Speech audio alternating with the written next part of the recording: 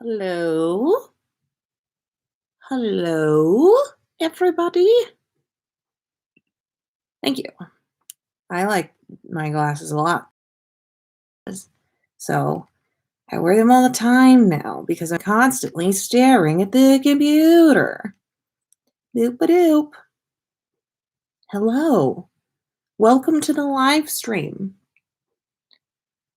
It's happy Sunday. I think it's probably Sunday for mostly everybody, unless you're in Australia. Any Australians today?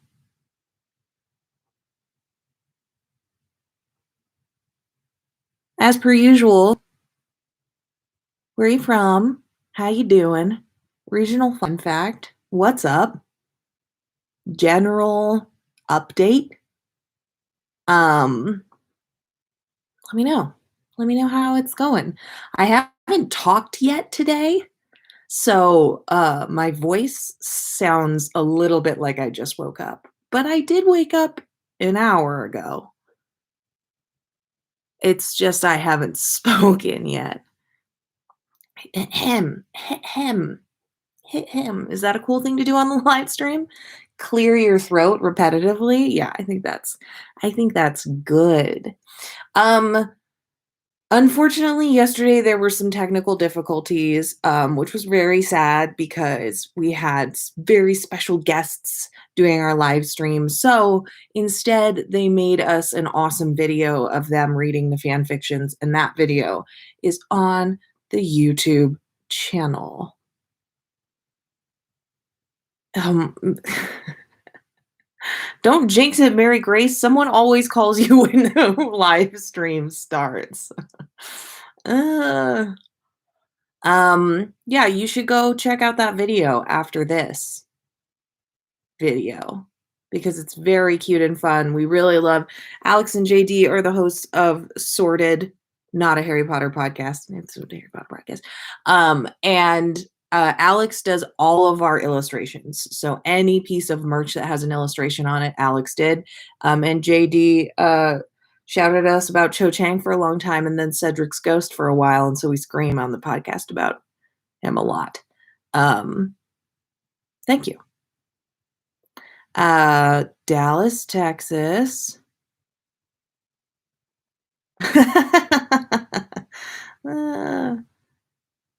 Oh, Newton, Georgia, the birthplace of the CDC. Relevant. I like it. Let's see. What else? What else? What else? What else? Just gotta make sure that everybody can get here. Look at my face. I'm very excited today. We're doing a Wannabe double feature. Yes. Yeah, I'd also like to know what the 100 baby challenge is.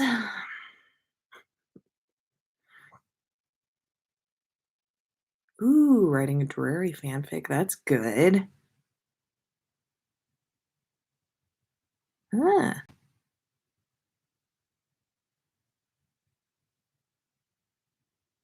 wow. Has The Sims always been this way, or is it just now in this time? Ooh, we have to wear a mask for 8 hours at work. That's a lot. Yes. I'm into that Luna slash Rolf Scamander stuff. They had to have run into each other like hunting a something something blah blah blah that no one's ever heard of that probably doesn't exist. Oh, good. The Sims has always been bonkers. Good to know. I've never played The Sims my whole life, so cannot relate. I'm sorry. Today we're doing a new angle. You can see more of my room because I used to have an old mattress just up against this whole wall and it was not pretty, so I had to angle myself away.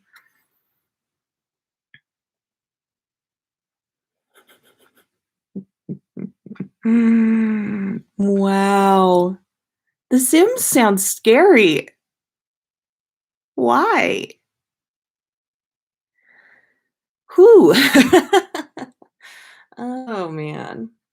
Well, thanks everybody for coming to this sort of like last minute planned live stream experience. I think we're going to have a little bit less of an audience than usual because we didn't have a whole ton of uh, notice on this one. Okay, I think then I'm going to get started. Great. Wonderful.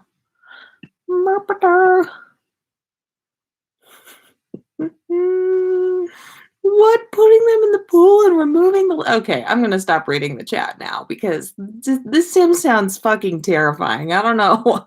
I don't know what this is.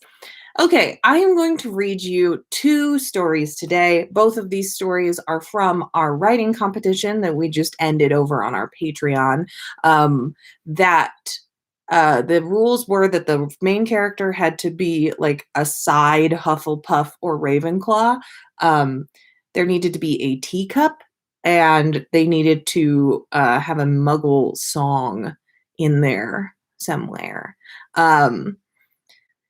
So this is the only wannabe double feature. I love these stories a lot. So let's go ahead and get started. I'm going to start with a story entitled Tell Me What You Want, What You Really, Really Want. And this one is, oh no, wait, what did I do? No, it's back. I'm good. I know how to work my computer. This is fine. Let's see.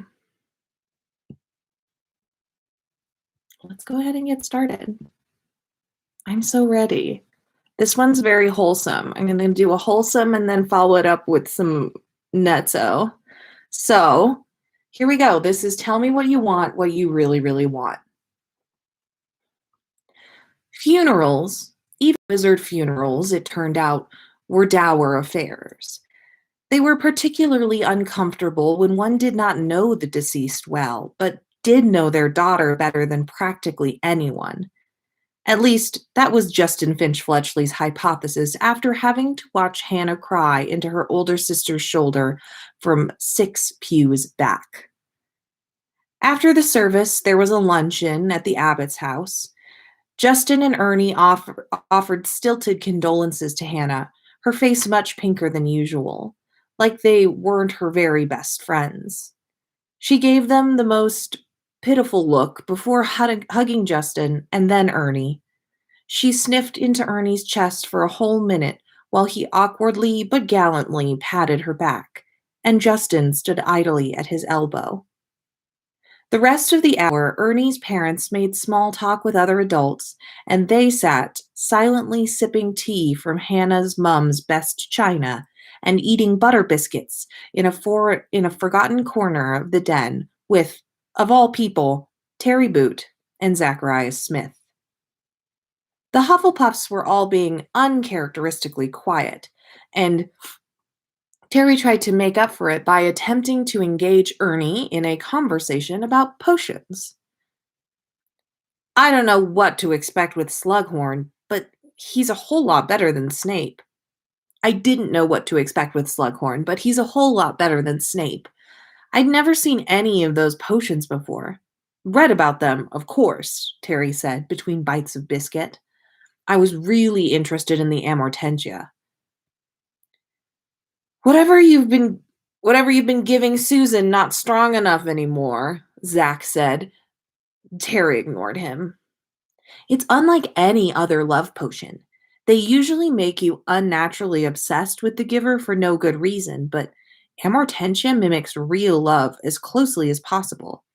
It makes you see things you already love in the giver. That's why it smells different to everyone. It smells like the things or person that you're already attracted to. Justin supposed he was the audience for this explanation since Ernie was in the class and Zacharias was, well, being himself. I hope you smelled Susan or you're in a sticky wicket. Susan Bones, who had been dating Terry since mid-April, how Terry had Susan, Michael Corner had Ginny Weasley, and Cho Chang, and Anthony Goldstein had captured the attention of half the girls in the DA, could only be chalked up to some ancient magic of Rowena Ravenclaw herself.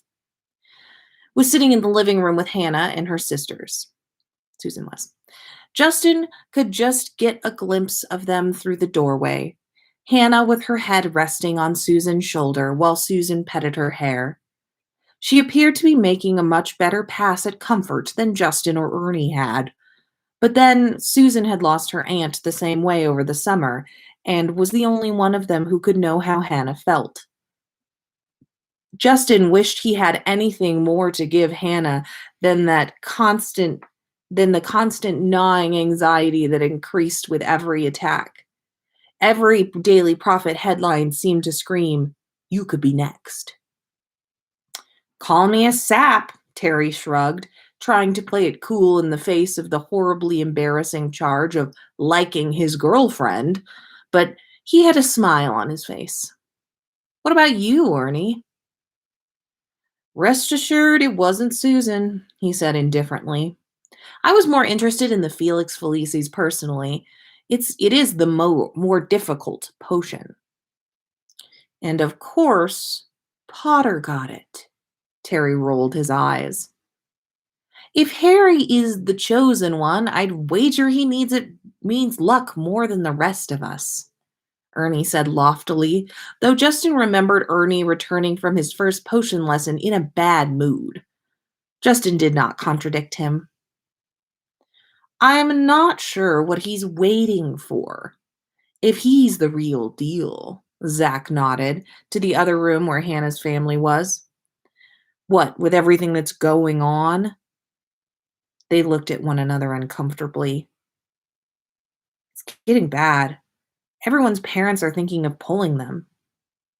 "Padma's parents want to," Terry said, "and Anthony's dad already decided. He leaves Friday." There was a clink of china as Ernie spilled some of his tea on himself. Zach snorted, and Justin handed him a napkin. "What? When was that decided?" Ernie said, dabbing at his robes. "Dunno, a few days ago," Terry shrugged. "No one should be leaving. There's nowhere safe as Hogwarts," Ernie asserted. Justin was not so sure of that, but he knew he did not want anyone, Ernie or Hannah especially, to leave him. A passage of time. Hannah thanked them for coming, teary-eyed, and again hugged them both ever so tightly. Neither had been brave enough to ask when she was coming back to school, though Justin desperately wanted to. He would have to ask Susan about it later. "What do you want to do now, laddies? I know Professor Sprout has excused you from classes for the rest of the day, but I understand if you want to go back early," Mr. Macmillan said within minutes of them fleeing back to the Macmillan house. "I think we're going to stay here tonight, Dad." Justin looked at Ernie. They hadn't talked about spending the night. They hadn't talked about much since Friday, since Hannah left. "Not looking to give off your prefect duties, are you, Ern?" said Mr. Macmillan. There was always prefect meetings on Monday nights, and it wasn't like Ernie at all to miss them. But maybe Sprout had excused him from that, too? "Ernie," Mrs. Macmillan chided Mr. Macmillan, whose first name was also Ernest. "Don't you think these boys deserve a break?" "Can't have them neglecting responsibilities or getting behind, love," said Mr. Macmillan with the same imperious tone Ernie sometimes took on. "They've only been at school 2 weeks." "Oh, no. They've only been at school 2 weeks. They've had time to catch up, and they've had a rather long day," Mrs. Macmillan said, and, though Mr. Macmillan grubbed something about making head boy, that was that. A passage of time. The afternoon was miserable. Justin was plagued by the thought of Hannah never returning. He did not tell Ernie, though he seemed equally gloomy. After supper and Ernie's parents went to bed, they retreated to his room, where a cot had been conjured beside Ernie's bed. The bedside lamp dimly but warmly lit the room. "You can wear these," Ernie said, handing Justin a pair of blue-striped pajamas from his dresser drawer. "Thanks." Justin took them. They changed, and then Ernie disappeared and returned minutes later carrying an extra blanket. "Here." Ernie handed him the blanket. Justin was about to say that he didn't need it when he saw the bottle tucked inside its folds. He pulled it out. "Ogden's old fire whiskey."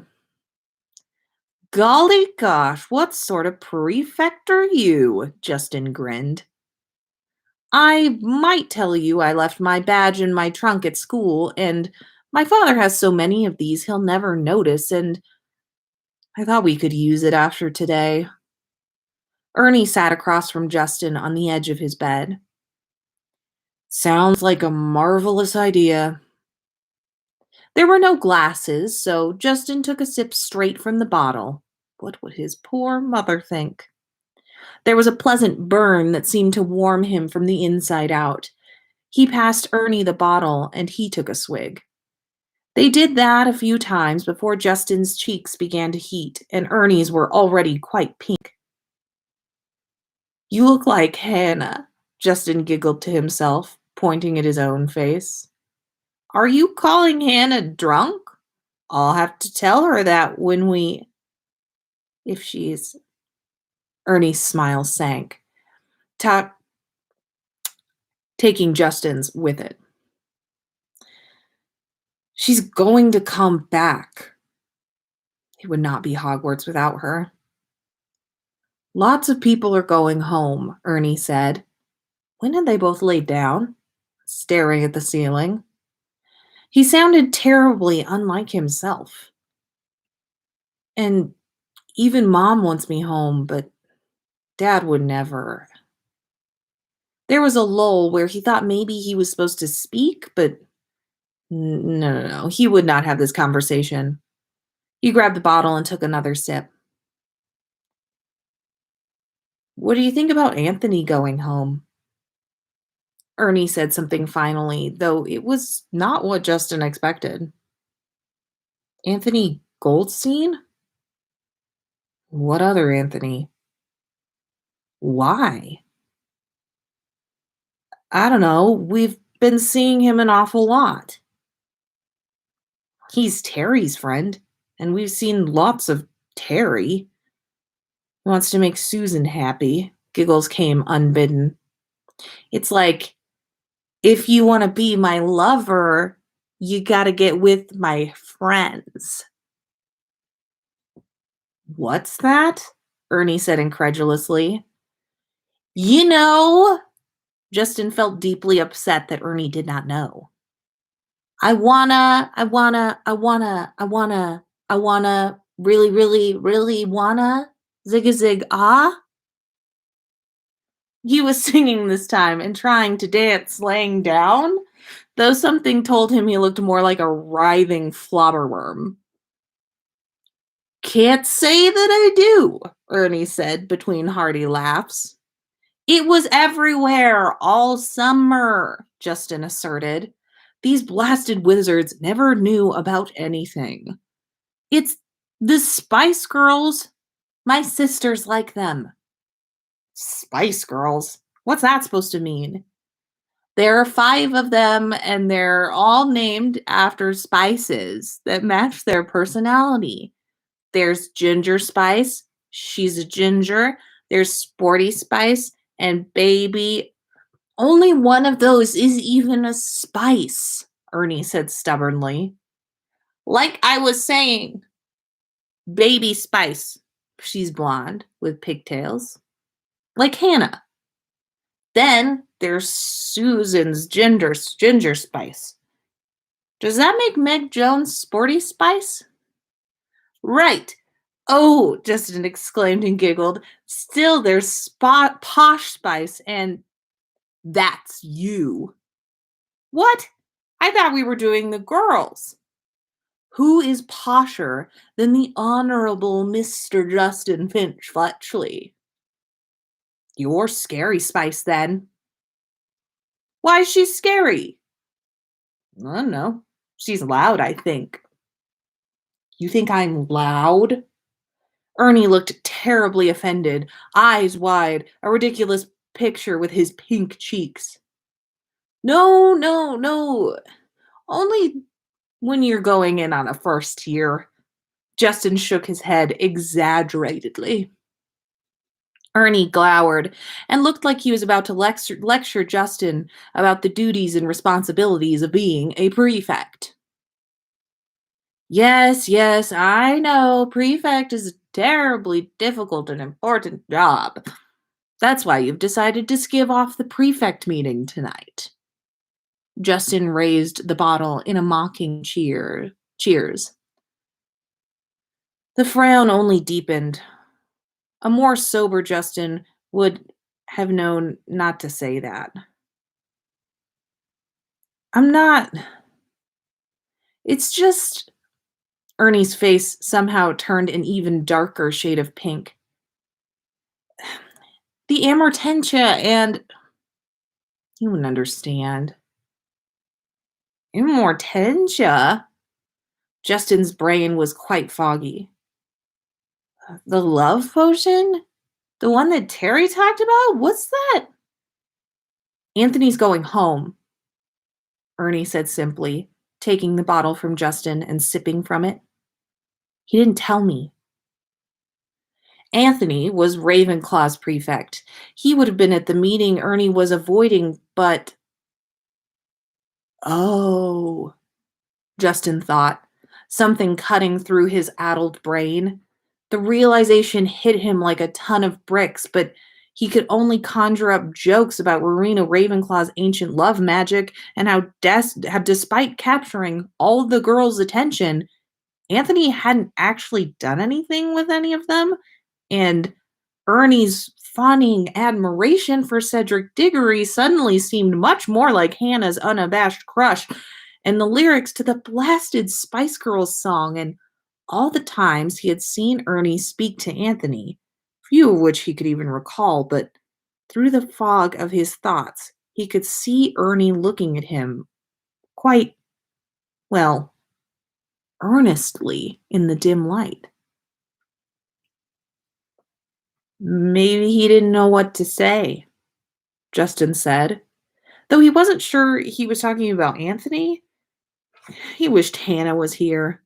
Or maybe Susan. Ernie frowned, taking another sip from the bottle. Forget I said anything. We should go to sleep. Dad's going to take us back early tomorrow, he said briskly, and Justin nodded uncomfortably. Ernie flipped off the light, and they laid there, pretending to sleep, pretending they didn't know the other was doing the same. The end. I love that story so much. Ugh, there's so much about that story that is so incredible. Yeah, it's a little sad, but I love how it fits into canon, um, which is not something that fan fictions always do, but I liked that. Drunk JFF and Ernie was just a good time, and JFF is just a wholesome little cute little thing trying his little best. Love that story a lot. Clearly in that story, and clearly in that story we had our song, which was Wannabe, and in our second story that will be the song as well, Wannabe, double feature. I don't think that we had the first author here, but I do think we have the second one. So, this is called Wannabe. And I will start. Now, I will just go ahead and say at this point um, that the lyrics to this song are sort of interspersed throughout the fan fiction. And it's playing at the beginning of the story. So, the beginning of the story, the song begins to play. She looked up from her cup of tea as the song lyrics cut through the haze of her worries, her heart skipping a beat. She wasn't sure how long she'd been sitting there, staring at the cup in her hands. The liquid was no longer steaming, however, so it must have been quite some time.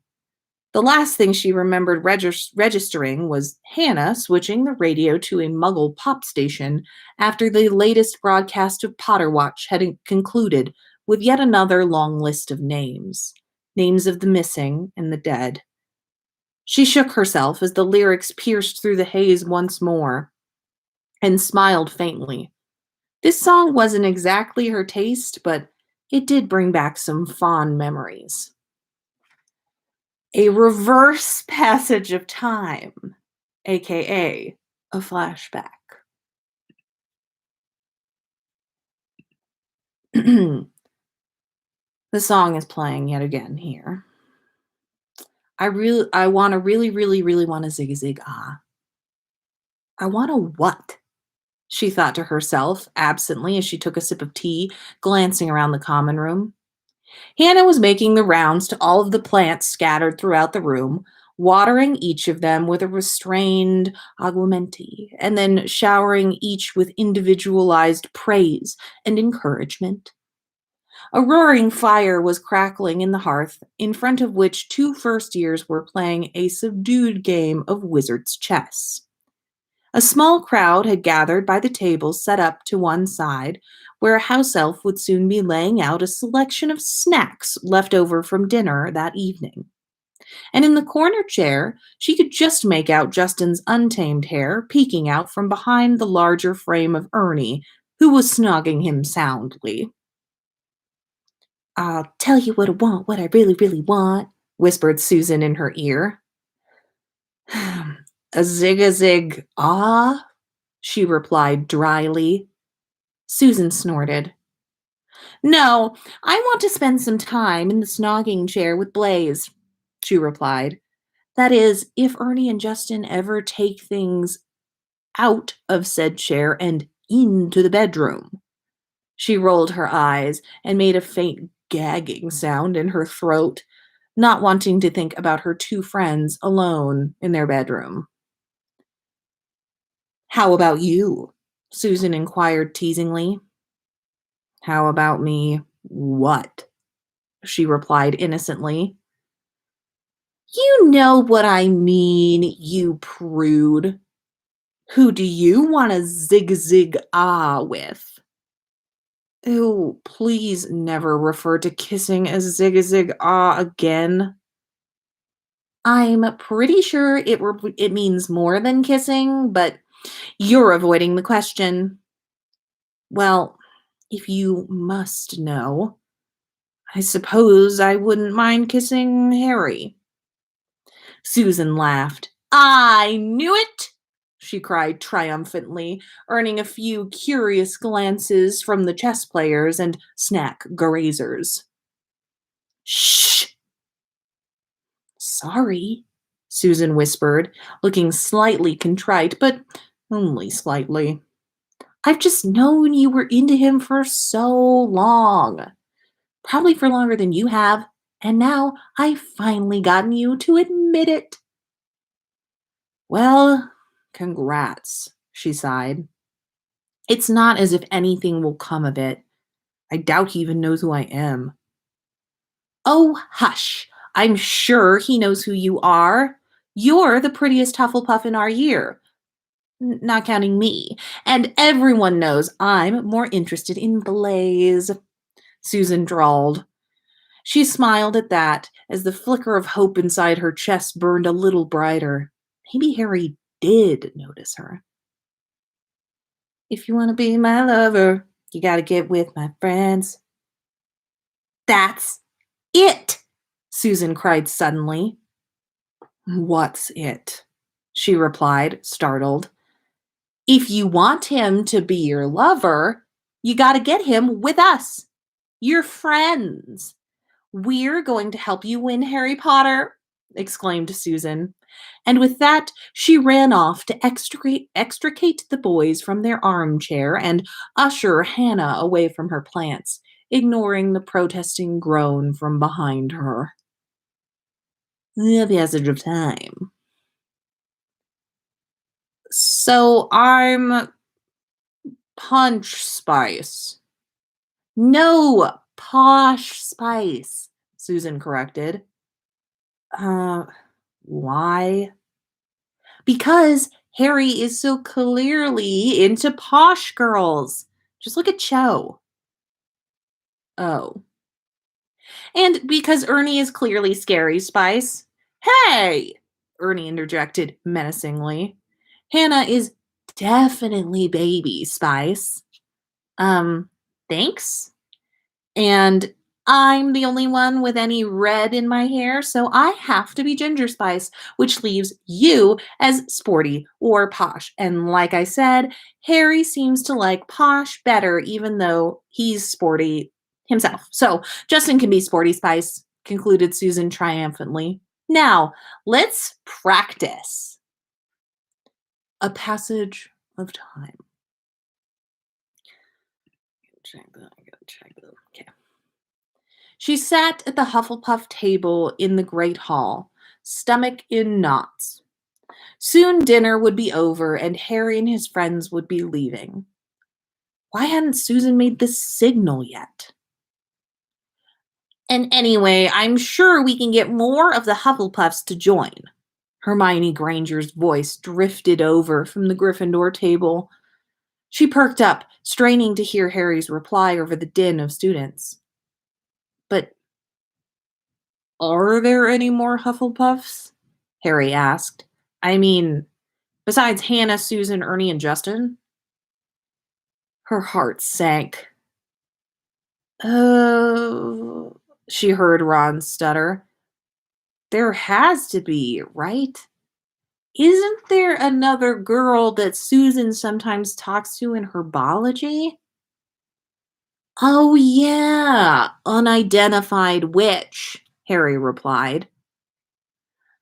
Honestly, you two, her name is, she heard Hermione say faintly as the blood rushed to her head, filling her ears with a deafening roar. This was too much. Not only did he not know her name, he barely registered her existence. And he referred to her as unidentified witch. Feeling suddenly very sick, she quickly stood up and rushed out of the great hall, ignoring Susan's cries as she passed her small group of friends who were already standing in their ridiculous starting poses. Why had she ever thought this would work? The whole thing was ridiculous. Just like that song, just like her. A passage of time. Are you all right? Susan asked gently, sitting down next to her on the bed. What happened? Added Hannah, joining them. I I was stupid to ever think he could like me, she replied. You should have heard him. He doesn't have any idea who I am. He called me unidentified witch. Oh, honey, I'm so sorry. I should have never forced this onto you, Susan said sadly.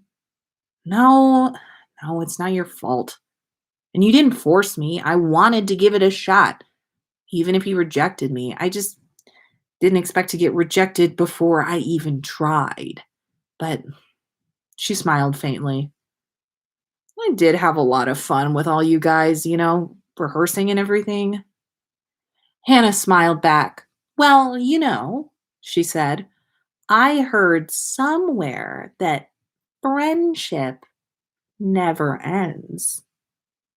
Susan groaned at the joke, but smiled as well before standing up and pulling both of their hands. Come on, she said. I know just what we need to do. We need to find the boys, and then we need to give the performance of our lives in the common room. A large passage of time, aka the end of the flashback.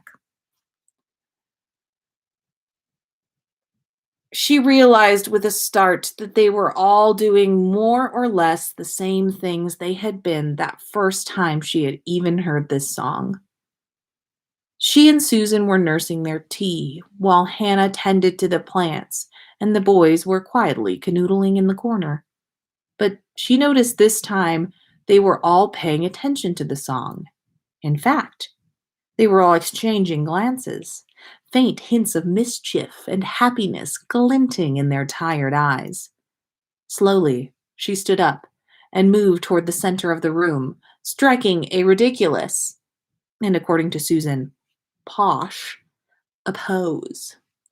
The others quickly joined her, and then, to the astonishment of their classmates, Hannah flicked her wand at the radio, which ceased to play, and they all began to sing. A short passage of time.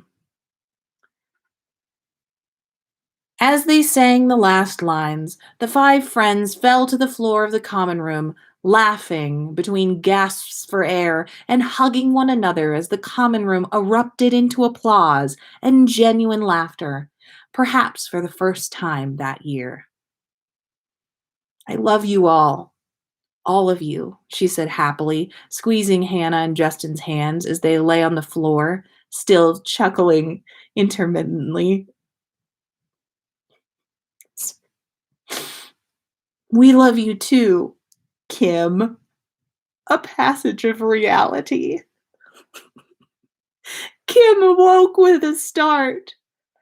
Well, that shit was some cursed content, she thought to herself. I'll have to tell Sequoia about this later. Then she rolled over, humming faintly to herself. Make it last forever. Friendship never ends. The end. I love that story so much. Well, first time I read it, I spent the whole story being like, who the fuck is this? And then it was like unidentified witch, and I was like, oh, that's probably just like a person from the book that somebody was talking to at some point. And then I just sort of rolled with that. And at the end, I sort of sat there staring at my computer like this. I was like, what? Thank you. That was amazing. Thank you so much. Thanks everybody for coming to this Storytime live stream. Two beautiful, wonderful stories. In our Wannabe double feature today. If you want to submit something to the Storytime live streams, you can email it to fanaticalfics@gmail.com. 5,000 words or less of whatever. I read whatever.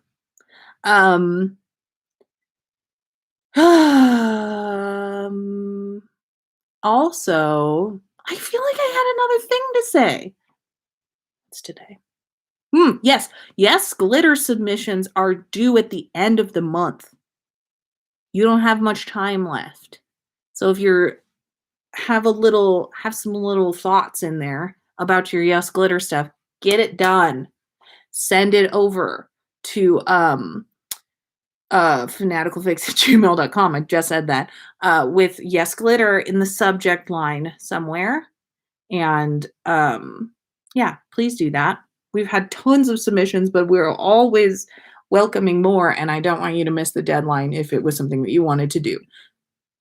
So yeah, I think that's about it. If you are a $4/7 tier or up on Patreon, our Patreon live stream is in 50 minutes. So if you're one of those, I'll see you there. If not, we'll see you next a week. What are the types of content? Are you doing art in the zine? Yes. Literally anything. We've gotten uh Draco ships lipstick pairings, art, crossword puzzles, word searches, fake articles, all sorts of stuff. Yeah, we're gonna do it via Zoom, but it'll be on YouTube. There'll be a YouTube link on Patreon. Um, blah blah blah. Yeah. Wait, should I write something for Yes Glitter? The answer is always yes. Always. Yes, yes, yes, yes, yes. Yes, yes, yes, yes, yes. Anything you can think of that goes onto that can be printed onto paper is a valid entry to Yes Glitter.